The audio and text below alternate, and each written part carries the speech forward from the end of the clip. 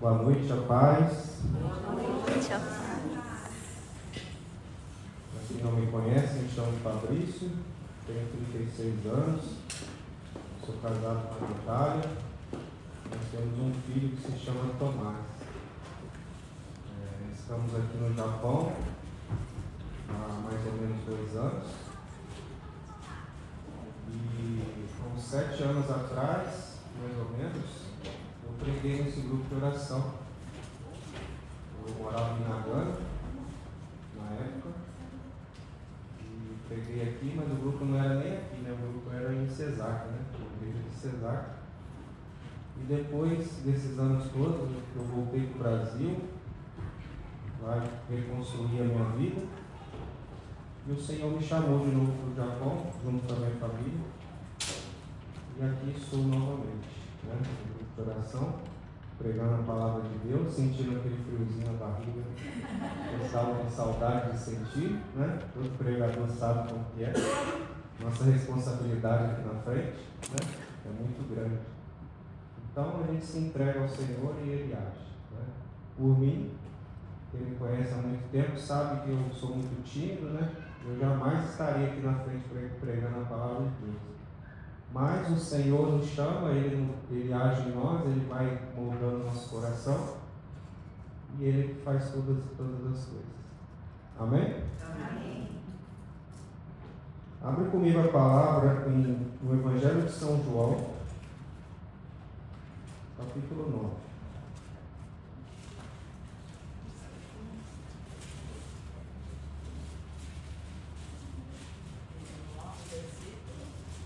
Versículo 1 até o 36.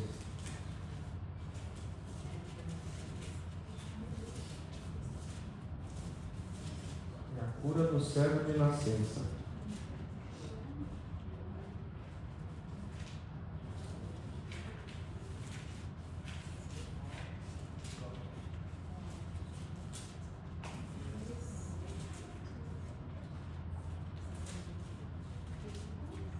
Versículo 1.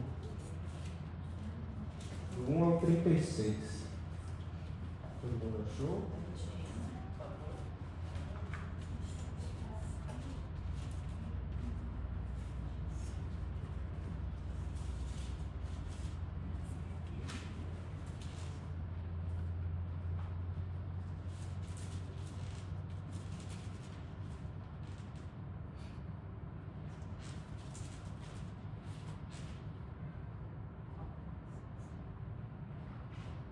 Evangelho de São João, capítulo 9, versículo 1 ao 36.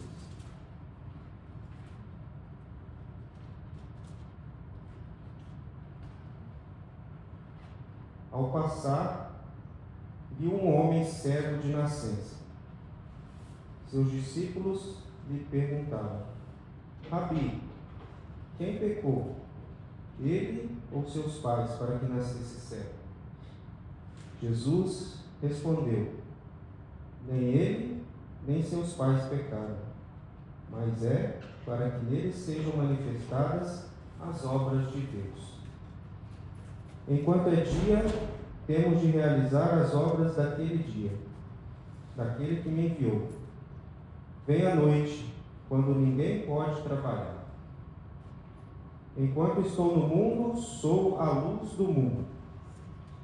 Tendo dito isso, cuspiu na terra, fez lama com a saliva, aplicou-a sobre os olhos do cego e lhes disse: Vai, lavar-te na piscina de Siloé, que quer dizer enviar. O cego foi, lavou-se e voltou vendo claro. Os vizinhos então e os que estavam acostumados a vê-lo antes, porque era mendigo, diziam: Não é esse que ficava sentado a mendigar? Alguns diziam: É ele. Diziam outros: Não, mas alguém parecido com ele. Ele, porém, dizia: Sou eu mesmo. Perguntaram-lhe então: Como se abriram os olhos, os teus olhos? Respondeu: O homem chamado Jesus fez lama, aplicou-na nos olhos e me disse: vai a Siloé e lava-te. Fui, lavei-me e recobrei a vista. Disseram-lhe: onde está ele? Disse: não sei. Conduziram o que fora cego aos fariseus. Ora, era sábado, o dia em que Jesus fazia lama, e lhes abriram os olhos. Os fariseus perguntaram-lhe novamente: como tinha recobrado a vista? Respondeu-lhes: ele aplicou-me lama nos olhos, lavei-me e vejo. Diziam então alguns dos fariseus: este homem não vem de Deus, porque não guarda o sábado. Outros diziam: onde pode um homem pecador realizar tais sinais? E havia cisão entre eles. De novo disseram ao cego: que dizes de quem te abriu os olhos? Respondeu: é profeta. Os judeus não creram que ele fora cego enquanto não chamaram os pais do que recuperara a vista. E perguntaram-lhe: este é o vosso filho, que dizeis ter nascido cego? Como é que agora vê? Seus pais então responderam: sabemos que este é o nosso filho, que nasceu cego.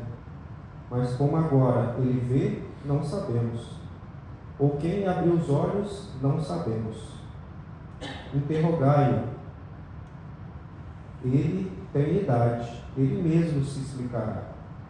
Seus pais assim disseram por medo dos judeus, pois os judeus tinham combinado que se alguém reconhecesse Jesus como Cristo, seria expulso da sinagoga. Por isso, seus pais disseram: ele já tem idade, interroga. Chamaram então a segunda vez o homem que fora cego, e lhes disseram: dá glória a Deus, sabemos que este homem é pecador. Respondeu ele: se é pecador, não sei. Uma coisa eu sei, é que eu era cego e agora vejo. Disseram-lhe então: que te fez ele? Como te abriu os olhos? Respondeu-lhes: já vos disse, e não ouvistes, porque quereis ouvir novamente? Por acaso quereis também tornar-vos seus discípulos? Injuriaram-no e disseram: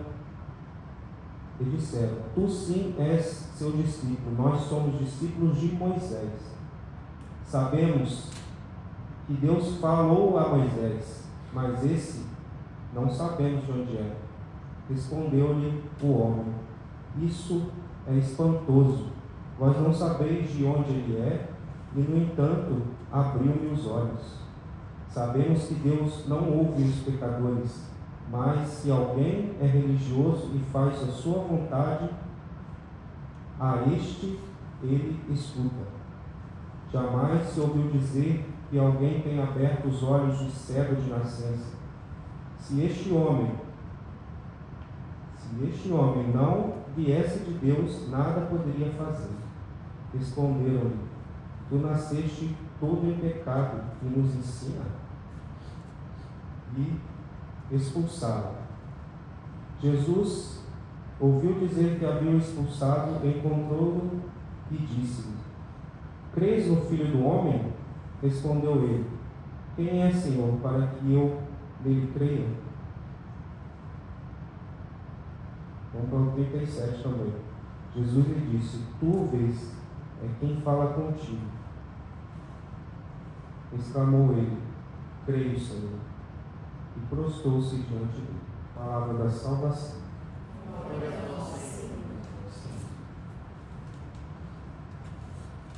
Diante de preparar essa pregação, o Senhor nos dá o direcionamento do núcleo. E o querigma dessa pregação seria o pecado e a salvação. Então eu vou introduzir sobre o pecado na nossa vida. Eu vou perguntar a vocês, vocês me respondem, dentro daquilo que vocês sabem. Quais são as formas em que temos e que pecamos? Quais são as formas em que pecamos? Alguém sabe dizer? Quantas são e quais são as formas que a gente peca?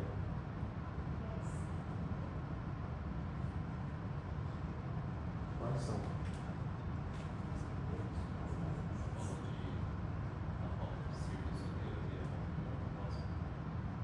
Isso também são formas de pecado, mas existem 4 formas que a igreja nos ensina que a gente peca.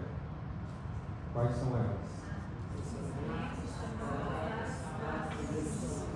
Isso mesmo, exatamente. Tudo nasce aí, né? A gente só peca pensando, algumas palavras que a gente diz, alguns atos ou omissões. Então aí nasce o pecado. E muitas vezes a gente coloca a culpa no inimigo, não é? Dos nossos pecados, não é?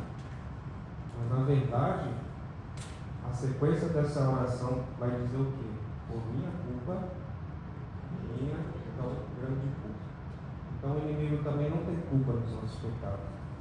O máximo que ele faz é criar o cenário, te atentar, mas quem tem culpa somos nós.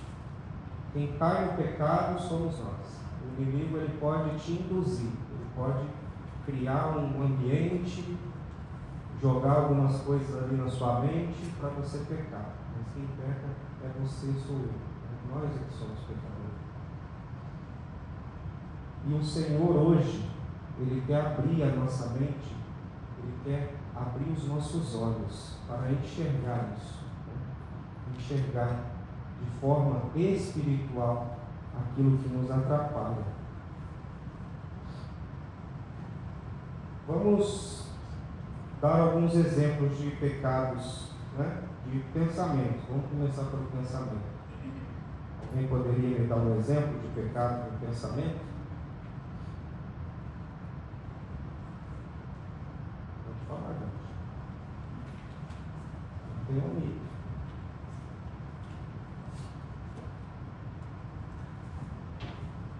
O pecado que a gente comete pensando. Pensar mal do irmão. Né? Julgar o próximo.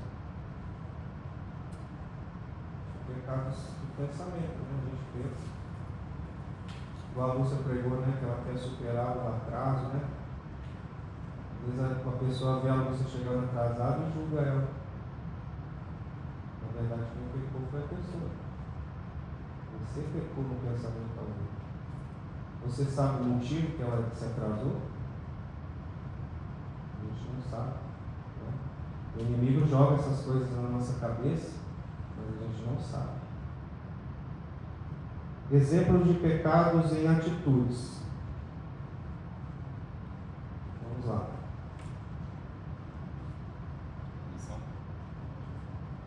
Omissão.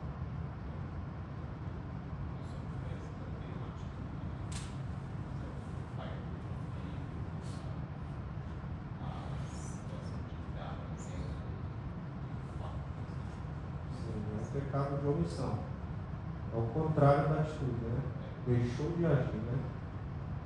Isso também é um pecado, mas um exemplo de pecado que a pessoa comete em atos, por exemplo.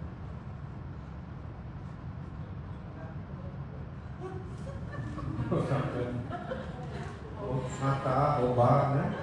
São tantos pecados, né? É a nossa atitude, né? A pessoa fez aquilo. E por omissão, né? Como nosso amigo disse. Pode ajudar o irmão, mas prefere não ajudar, né? Eu vi aquela situação, poderia ter ajudado. Entra muito no discernimento essa parte da omissão, né? Não sei se alguém aqui participou do encontro de casais que teve lá em Quiriú, lá no Dinho, né? Falava muito disso, né?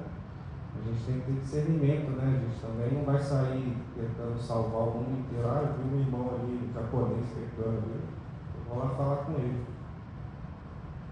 Não é assim também. Tem que ter o discernimento, né? Agora eu vi um irmão, eu tenho intimidade com ele, eu conheço ele. Né? Um irmão do meu serviço, por exemplo, eu tenho intimidade com ele, ele me conhece, eu conheço ele, eu vejo ele fumando todo dia. Aí eu chego para ele, irmão, por acaso você gostaria de parar de fumar? Ele, sim. Você gostaria de ajuda? Sim.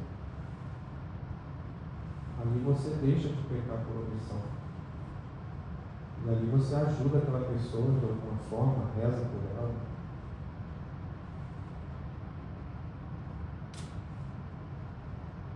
Então eu falei pensamentos, palavras, né? Palavras, pecados através de palavras. Que seria um exemplo?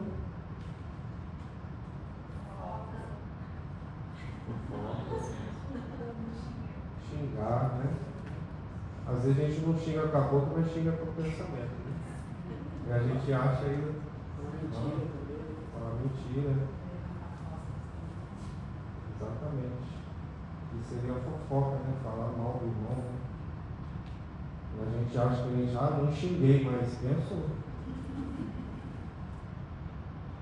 O pecado só mudou de forma, mas pecou do mesmo jeito. Tá certo, se você não conseguiu falar, já é um avanço, né? A pessoa às vezes xingava muito antes, dessa vez ela está em processo, todos nós estamos em processo de conversão. Ela não fala mais, mas ela ainda pensa. Então, Senhor, trabalha no meu pensamento. E existem dois tipos de pecado, né? Que a igreja nos ensina. A gente falou as formas de pecar e existem dois tipos.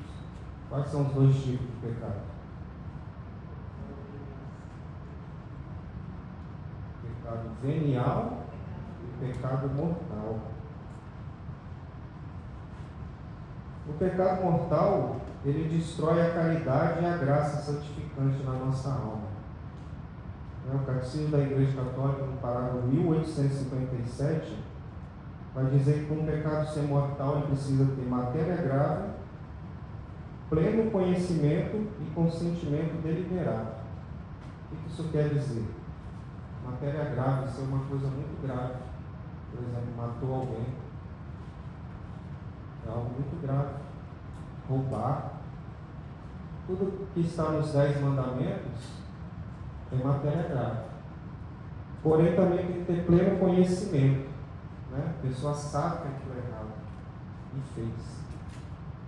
Às vezes a matéria é grave, mas a pessoa não tem conhecimento daquilo.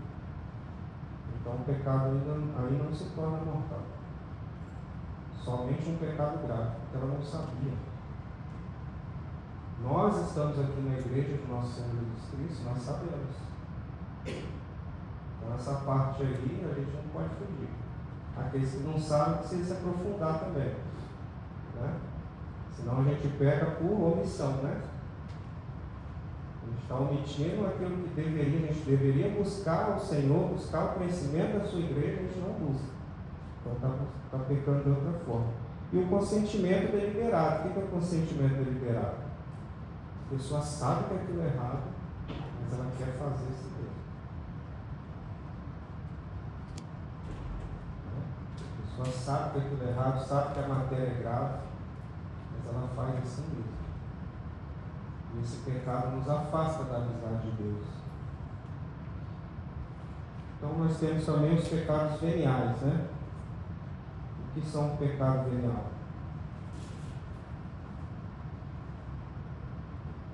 Aquele que fere, mas não rompe a amizade com Deus. Né? São os pecados veniais. Eu acredito que alguns santos cometiam esses pecados, né? E até o justo, na palavra de Deus, fala que pecados pecam 7 vezes por dia. Imagina nós. Né? Se os santos pecavam, imagina nós.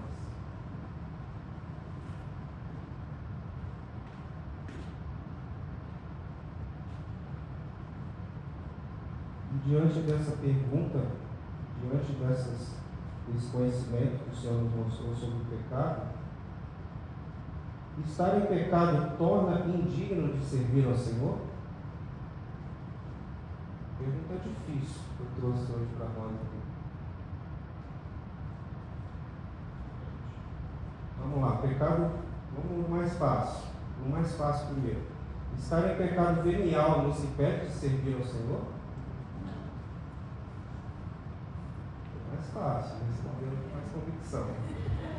Agora vamos ao mais difícil. Estar em pecado mortal nos impede de servir ao Senhor?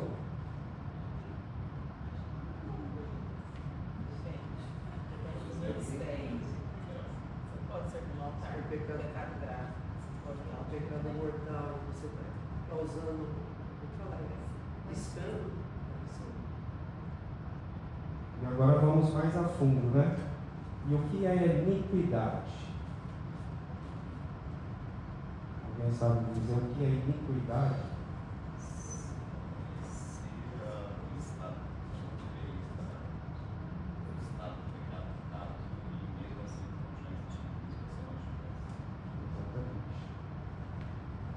O que nos torna indignos de servir ao Senhor? Não merecedores, tá? Porque merecedor ninguém merece. Até mesmo o pecado venial, qualquer um de nós, ninguém merece estar aqui na frente. Se fosse por mérito, eu não estaria aqui.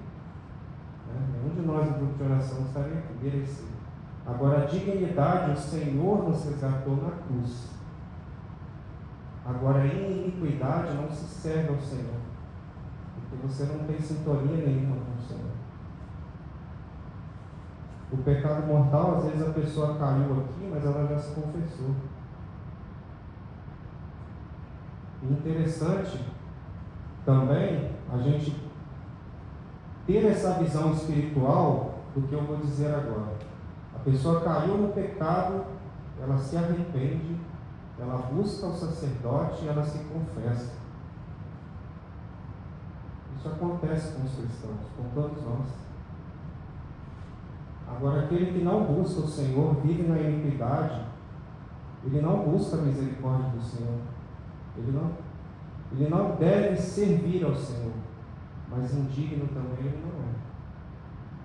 Porque a partir do momento que ele aceitar a misericórdia do Senhor, aceitar o sacrifício de Jesus na cruz por nós, o Senhor já morreu por todos os nossos pecados.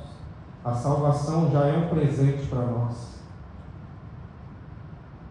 O inimigo usa muito dessas artimanhas para nos enganar. Agora eu te pergunto, uma pessoa que pecou, foi buscar o sacramento da confissão, mas foi fazer porque ela já está acostumada a fazer isso. Eu peco, eu vou no padre, eu me arrependo. Ele me dá a absolução, eu volto, eu vou na missa, comungo. E a pessoa que pecou, se arrependeu de verdade, mas ainda não conseguiu encontrar um sacerdote para se confessar. Qual das duas pessoas estão corretas?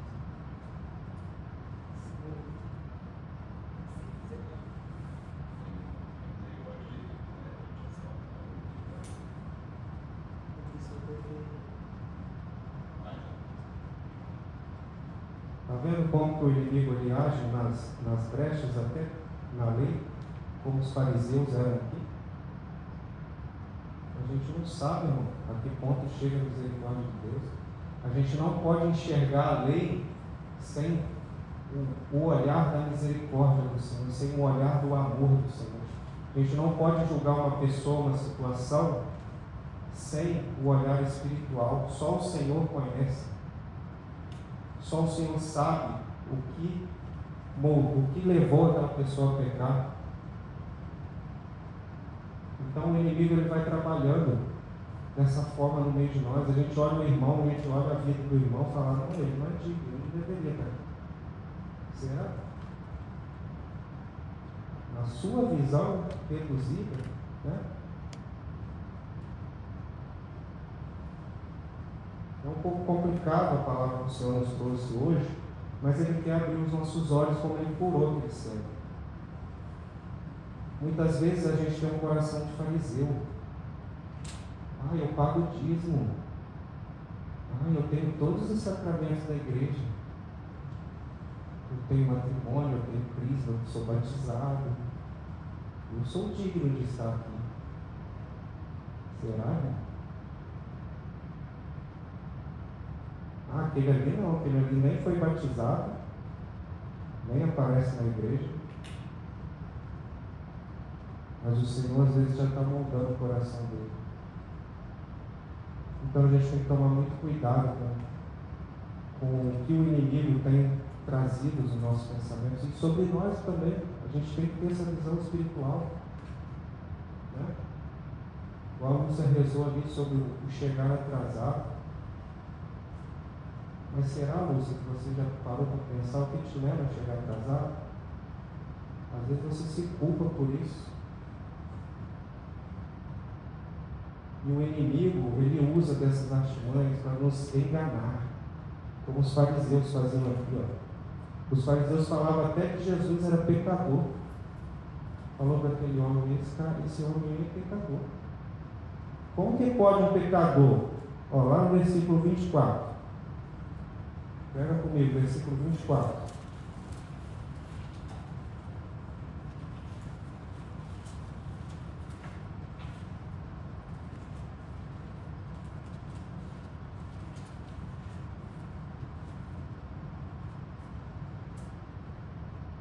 Chamaram então a segunda vez o homem que fora cego e lhe disseram: dá glória a Deus, sabendo que este homem é pecador.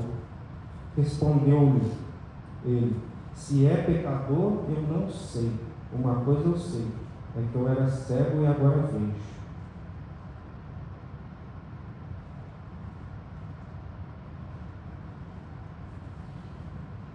Será que existe no nosso meio, às vezes o inimigo coloca na sua cabeça: não vai no grupo de oração não, você é pecador. Você não merece lá não. Você está aqui cantando aqui na frente, você é pecador. Não vem não, o inimigo vai jogando, entendeu? E o inimigo ele é astuto, irmãos. Ele coloca coisas que fazem sentido para a gente, às vezes, mudar o nosso sentimento, não ir na igreja mais. Não vai na igreja mais não, você não tem jeito. O inimigo vai jogando essas artimanhas na nossa cabeça, nos nossos pensamentos. A gente não pode dar ouvido para ele, a gente tem que ter discernimento. A gente não pode ser como fariseus. Os fariseus, eles eram doutores da lei, eles sabiam de tudo, eles seguiam a religião. Mas eles não tinham Cristo no coração deles. Eles não tinham o amor, a misericórdia. Tudo, até a lei da nossa igreja, a gente tem que enxergar a partir do amor da misericórdia. O próprio Jesus veio para isso. Não julgueis que vim abolir a lei, mas vim para aperfeiçoá-la. O Senhor transformou os 10 mandamentos em 2.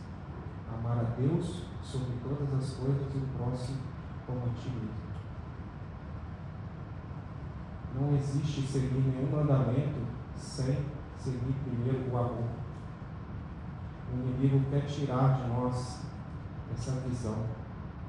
Quer tirar de nós que a gente enxergue a misericórdia do Senhor sobre nós e sobre o irmão. E o Senhor hoje, Ele quer nos abrir os olhos. Vamos olhar mais coisas que os fariseus diziam aqui. Versículo 16, volta um pouquinho.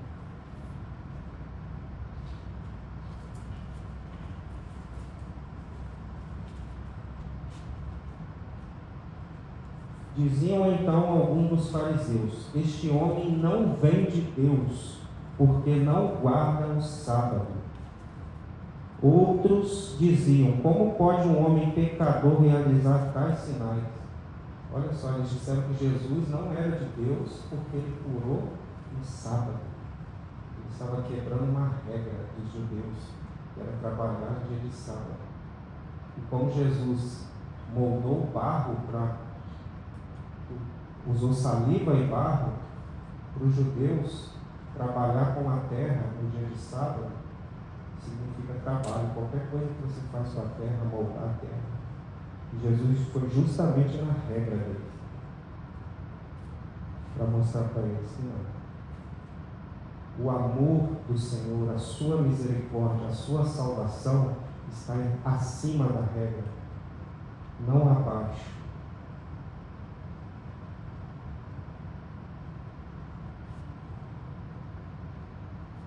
Na verdade, irmãos, quem era cego aqui não era esse homem de nascença. Entenderam? Não era esse homem que era cego. Cego aqui eram os fariseus. Cego aqui eram os fariseus, porque se achavam. Né? E o que o inimigo age através disso, né? Ah, eu conheço a igreja, eu estudei o catecismo da igreja católica. Ótimo. Mas isso não torna nós melhores e tudo bem.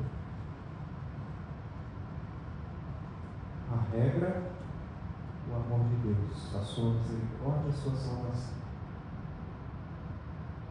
Se você segue a regra somente, às vezes você vem todo domingo na missa, né? Uma regra da nossa igreja, né? E vem, pega o celular,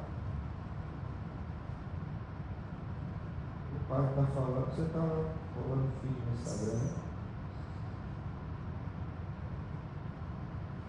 aí vai embora, eu cumpri o meu preceito. Eu fui na missa domingo, eu vou todo domingo. E às vezes aquele pai com aquela mãe vai, com toda a piedade, vai com o filho faz bagunça na igreja. O filho corre para cá, o filho grita. E o pai e a mãe estão lá. E vamos botar uma terceira pessoa, às vezes a pessoa também veio, sentou bonitinho na missa aqui, né? Rezou, ajoelhou, levantou, comungou. Mas a cabeça estava lá. Qual restaurante eu vou almoçar depois, né? Que está na missa? Qual filme que eu vou ver hoje? Mas a pessoa está aqui, o corpo dela está aqui, mandou joelhar a joelho e tal. A gente olha essas três pessoas dentro da missa, com o nosso olhar do cego ou do fariseu, a gente acha que aquela que ajoelhou, rezou, levantou, fez o correto.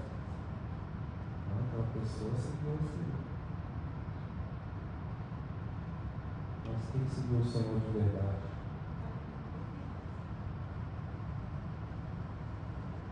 Entende, irmãos? A gente não sabe o contexto de tudo, só o Senhor enxerga. E o inimigo, ele quer reduzir a nossa visão a quase cegueira mesmo. Ele quer reduzir o nosso olhar.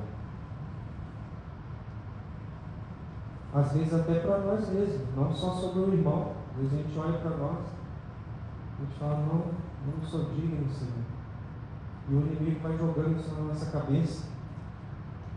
Eu não sou digno, eu não vou mais na igreja não, eu vou parar. O inimigo fala, olha o pecado que você cometeu. Mas a gente sempre tem que buscar ao Senhor para que mostre para nós o que verdadeiramente é um olhar espiritual. Até sobre nós. Porque uma mesma coisa boa, num momento pode ser bom, pode ser ruim. Uma frase boa. Por exemplo, eu posso dizer para a Fran, nossa, Fran, você toca violão muito bem. Parece uma coisa boa, não parece? Se a Fran estiver num dia que ela está se sentindo mal, que ela está para baixo, e eu falar isso vai ser bom para ela. Mas se ela estiver num dia que ela está se achando, né? Ah, eu sou boa mesmo, olha, eu toco violão, eu canto na igreja e tal, e você fala isso. Vai mexer com o ego. Então o inimigo, ele é astuto, irmãos. Ele não entra nos nossos pensamentos, ele não tem esse poder, mas ele vai observando as nossas atitudes. Ah, hoje ele está se achando, então vou mandar alguém elogiar ele. Aí você se incha o orgulho, você pega pelo orgulho. Ou então, hoje ele está para baixo, hein? Vou lá para alguém humilhar ele mais ainda. Né? Nossa, aquela pregação que você fez lá para Deus foi horrível. Né? Você podia melhorar nisso, nisso e nisso. Você já está para baixo. Aí você acha que é bonito, né? Estou sendo humilde, né? Realmente, né? Mas não, o inimigo está te rebaixando. O inimigo está te jogando para baixo. Então o Senhor quer nos abrir os olhos hoje.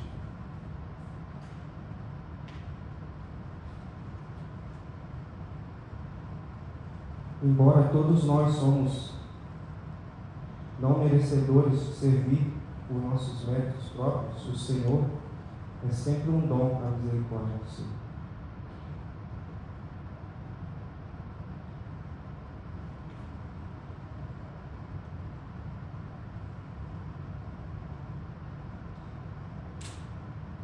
E tudo muda depois de Jesus e seu sacrifício na cruz. Né? A humanidade tinha um rumo, nosso pecado não tinha jeito. O Senhor morreu por nós numa cruz. Toda vez que o inimigo esfregar na sua cara tentando te rebaixar com o seu pecado, mostre a cruz para ele. Fala, aqui está a minha salvação. Não é por mérito meu, mas Ele tem todos os méritos por mim. Ele morreu pelos meus, pelos seus, pelos nossos pecados. A salvação entrou na nossa casa. Entrou, ninguém mais pode roubar isso. A nossa caminhada para o céu está de portas abertas. A gente só não chega lá se a gente não quiser. A gente vai ter que lutar, porque o céu é para cima. Mas as portas estão abertas. Não deixe o inimigo esquecer. Às vezes o pecado vai te puxar para baixo, mas nunca deixe o pecado te jogar para o inferno, na iniquidade. Lute, caiu, levanta. Os sacramentos da igreja estão aí para isso. As orações, os jejum, né? Na quaresma que nós estão aí para fortalecer a nossa alma, para abrir os nossos olhos da cegueira deste mundo. Nós vivemos num mundo que não nos ajuda em nada na santidade, né? A gente vive num mundo ao contrário. O mundo quer buscar o prazer o tempo todo e o sacrifício eu estou fugindo. Só que amor é sacrifício. Não podemos ser como esses fariseus. Não olhe para você como fariseu, nem olhe para o seu irmão como fariseu. Peça ao Senhor que abra nossa mente e nossos olhos, para que a gente possa enxergar como o Senhor curou aquele cego de nascença. Às vezes o nosso espiritual também é cego de nascença, mas hoje o Senhor tem uma nova visão para nós. Vamos ficar de pé? Feche os seus olhos, coloque a mão na altura do seu coração. E vai dizendo ao Senhor, Senhor, eu preciso de Ti. O pecado me fez cego, Senhor. Eu não vou deixar mais que o inimigo jogue o meu pecado na minha cara. Eu vou buscar os sacramentos, eu vou buscar a confissão. Eu vou buscar, Senhor, a Sua misericórdia, o Seu amor. Porque hoje, a partir de hoje, Senhor, o Senhor abriu os meus olhos. E eu sei que eu sou digno do Senhor. Porque o Senhor morreu numa cruz para me salvar. Vai dizendo isso ao Senhor com as suas palavras. Hoje o Senhor lavou os meus olhos com lama, para que eu veja muito além do meu pecado, para que eu veja muito além daquilo que o inimigo joga na minha cara. Hoje a salvação entrou na minha casa, vai dizendo ao Senhor, porque hoje eu vou buscar os seus sacramentos, eu vou buscar servir na igreja, eu vou buscar, Senhor, o Senhor cada vez mais, porque eu entendi que o seu amor é maior do que tudo. Porque eu entendi que a salvação o Senhor a conquistou na cruz por mim. Hoje eu enxergo isso, Senhor. Hoje o Senhor abriu os meus olhos. Vai dizendo ao Senhor: eu preciso de Ti, Senhor. Vai dizendo ao Senhor: eu preciso de Ti. Mais que tudo nessa vida. Sem Ti eu sou cego, eu sou um fariseu. Mas contigo, Senhor, eu tudo posso. Eu posso salvar a mim, salvar a minha casa, a minha família. Não por meus méritos, mas pelos méritos do próprio Senhor que morreu numa cruz. Eu quero continuar a minha caminhada, Senhor. Porque eu sei que Tu me amas.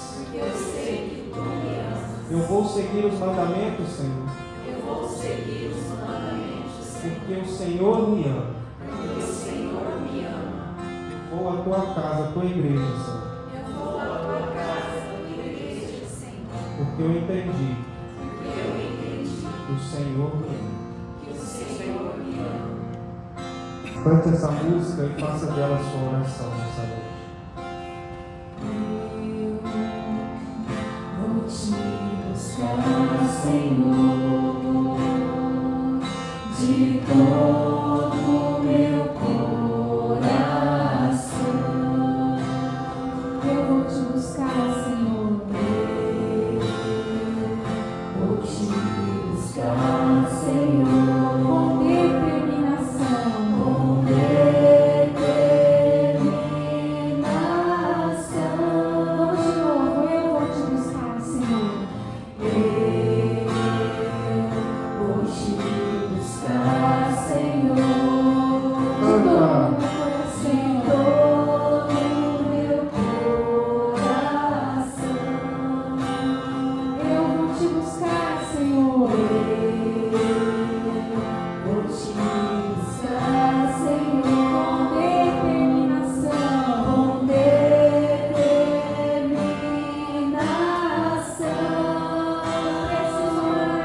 Preciso mais. Abre os seus braços. Canta para o Senhor. Eu preciso mais de Ti. Eu preciso mais de Ti, meu Deus. Eu preciso mais de Ti. Eu preciso mais de Ti. Eu preciso mais de Ti, meu Deus.